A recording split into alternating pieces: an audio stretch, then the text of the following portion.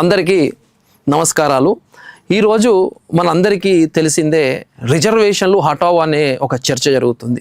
ఈ సందర్భంగా రిజర్వేషన్లు బచావో, ఎందుకంటే ఇది రాజ్యాంగంపై ఒక కొత్త రాజకీయ సమరమా అనే ఒక ఉద్దేశాన్ని వస్తుంది. ఈరోజు దేశంలో జరుగుతున్న చర్చను చూసుకుంటే కేవలము రిజర్వేషన్ల గురించి కాదు ఈ చర్చ.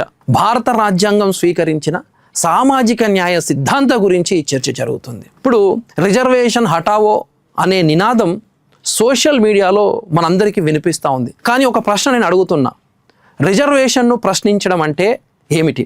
రాజ్యాంగం కల్పించిన సామాజిక న్యాయ వ్యవస్థను ప్రశ్నించడం కాదా అని సందర్భంగా తెలియజేస్తున్నాను. ఇక్కడ నుంచే అసలు రాజకీయ ప్రశ్న ఒకటి మొదలవుతుంది.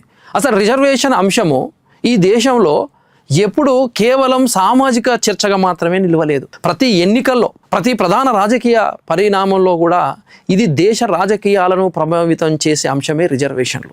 అందుకే నేడు సోషల్ మీడియాలో జరుగుతున్న రిజర్వేషన్లు హటావో ప్రచారం వెనుక రాజకీయ కోణం ఉన్నది అనే ప్రశ్న సహజంగానే అందరి నోట్ల వెళ్తుంది. ఈరోజు కొన్ని బీసీలు కావచ్చు, ఓబీసీ సంఘాలు కావచ్చు, ఎస్సీలు కావచ్చు, ఎస్టీ సంఘాలు ఈ ప్రచారము అనేది రాజ్యాంగబద్ధమైన సామాజిక న్యాయ వ్యవస్థను బలహీనపరిచే ప్రయత్నము, కుట్రలు జరుగుతున్నాయని ఈరోజు ఆరోపిస్తున్నాయి. మరి మరోవైపు ఈ ప్రచారానికి మద్దతు ఇచ్చేవారు కూడా కేవలము ప్రతిభ ఆధారిత వ్యవస్థను అని వారు అంటున్నారు, ప్రతిభ మెరిట్స్ అంటున్నారు.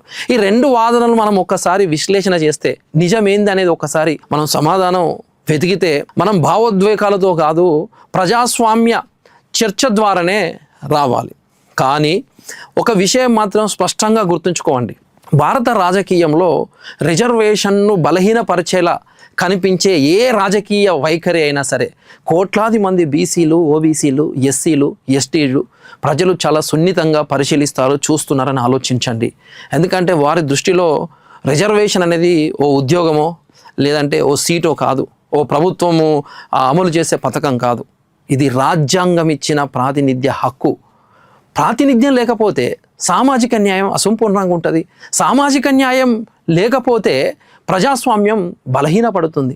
అందుకే ఈ చర్చలో ఎవరు గెలిచారు అనేది కాదు, ఎవరు ఓడిపోయారు అనేది కాదు.